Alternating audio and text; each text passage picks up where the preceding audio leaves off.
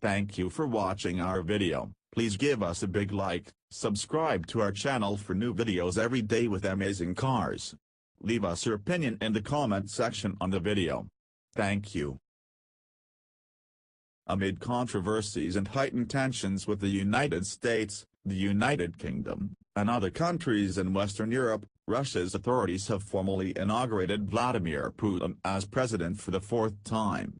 In a particularly symbolic gesture, the head of state rode to the ceremony in an all-new Russian-made limousine, the first time the country's head of state has traveled in a new, domestically produced presidential car since the 1990s.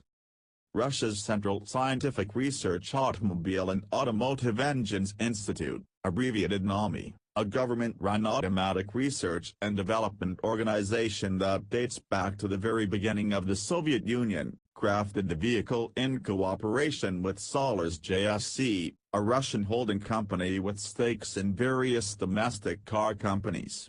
The new vehicle replaces the modified Mercedes S600 Pullman the country's Federal Protective Service, or FSO, had previously operated.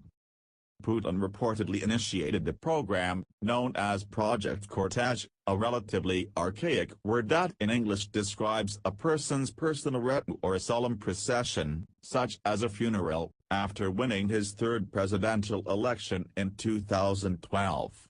The limousine is the first in what officials say will be an entire fleet of 14 new unified modular platform vehicles for the FSO, including sedans, minivans, and SUVs. Additional examples could go to other Russian government agencies. Putin has already familiarized himself with the project and has seen its various stages, Minister of Industry and Trade Denis Manturov told Russian newspaper Izvestia in June 2017. He even took prototype A for a drive. There wasn't enough time to show prototype B. In April 2018, Manturov had warned that the vehicle might not be ready for its debut at Putin's inauguration as initially planned, but it appears that NAMI and Sollers JSC were able to successfully deliver at least one vehicle for the ceremony. There is the possibility that the limo the Russian president used to take the less than 700-foot ride from the Kremlin's Senate building in Moscow to Andreevsky Hall is not in the final production configuration. Otherwise, the exact design specifications are classified and there is little information readily available about its likely characteristics and features.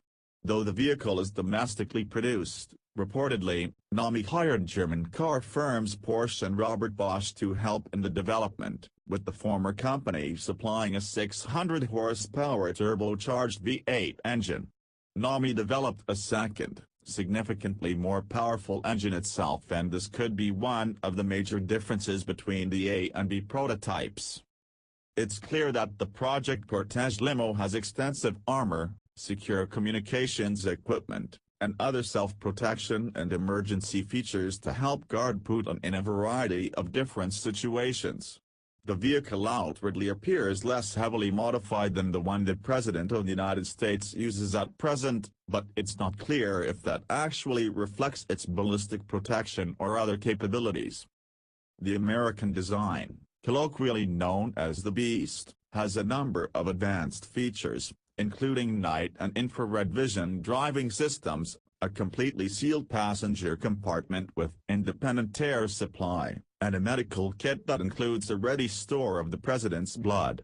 It may also have a variety of James Bond-esque self-defense systems, reportedly capable of releasing oil slicks and tear gas, akin to the specialized trucks the U.S. government uses to transport nuclear weapons.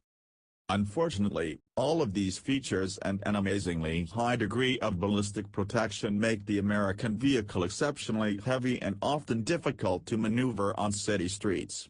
It is possible that the Russians might have opted for a less complex and more manageable vehicle, with other separate security procedures to offset any low level of protection.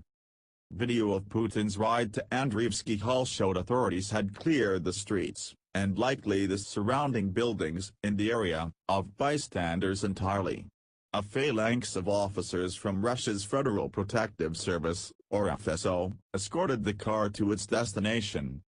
Not seen, but almost certainly nearby, would have been other FSO members, including sedans to try and intercept any hostile vehicles and mounted rapid reaction elements in vans and SUVs.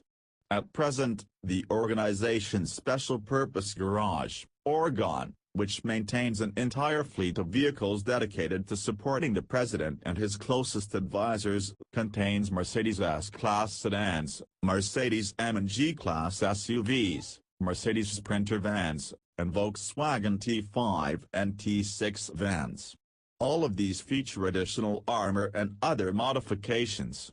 As with their American counterparts, they could also carry additional communications systems, electronic warfare systems to disrupt enemy transmissions or prevent terrorists from setting off roadside bombs, teams to dispose of explosives and other specialized tasks, and more robust medical capabilities.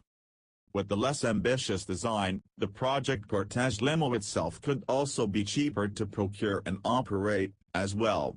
As of 2017, the Russian government had already put at least nearly $300 million into the development program. Russia has already had to curtail a number of defense and security spending programs in recent years due to international sanctions and general fluctuations in the country's economy, particularly due to a precipitous drop in the global price of crude oil. In addition, Russia hopes that Project Cortege will serve as a springboard for the country to re-enter the global luxury vehicle market. Civilian versions of the various Project Cortege designs, which Sollers JSC plans to sell under a new brand Urus, will be available in small numbers in 2019, with reported prices ranging from $95,500 and $111,500. Urus is an amalgamation of Aurum, the Latin word for gold, and Rus for Russia. Government budget cuts and a flagging economy may force NAMI and Sollers to scale back those plans, though. Back in 2016, NAMI claimed that it would have produced 5,000 examples of the various Urus vehicles in total by the end of 2020. If this occurs, it will represent an impressive ability to expand production capacity on Sollers JSC's part, which only plans to build approximately 200 vehicles in 2019. But Putin has long made the revitalization of Russia's automotive industry, both for domestic consumption and international sales, a major priority. He has notably served as pitchman for Russian carmaker Lada on a number of occasions, but those publicity stunts have not always worked out as intended. In 2010, Putin heavily promoted the Lada Kalina compact car, driving it around the country to show off its supposedly good reliability and performance.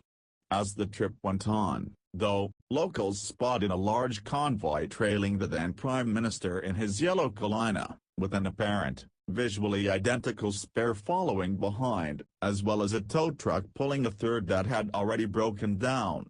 Then, in 2011, he had difficulty starting up a new Lada Granta sedan as the press watched on.